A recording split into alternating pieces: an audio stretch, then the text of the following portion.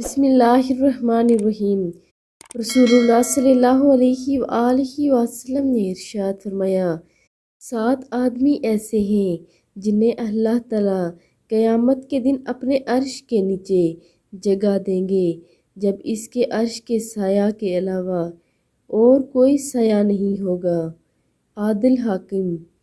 نوجوان جس نے اللہ کی عبادت میں جوانی پائی، ایسا شخص جس نے اللہ کو تنہائی میں یاد کیا اور اس کی آنکھوں سے آنسو نکل آئے، وہ شخص جس کا دل مسجد میں لگا رہتا ہے، وہ آدمی جو اللہ کے لیے محبت کرتا ہے، وہ شخص جسے کسی بلند مرتبہ اور خوبصورت عورت نے اپنی طرف بلایا اور اس نے جواب دیا کہ میں اللہ سے ڈرتا ہوں، اور وہ شخص جس نے اتنا پوشیدہ صدقہ کیا اس کے بائیں ہاتھ کو بھی پتہ نہ چل سکا کہ اس نے دائیں ہاتھ سے کتنا صدقہ اور کیا صدقہ کیا ہے۔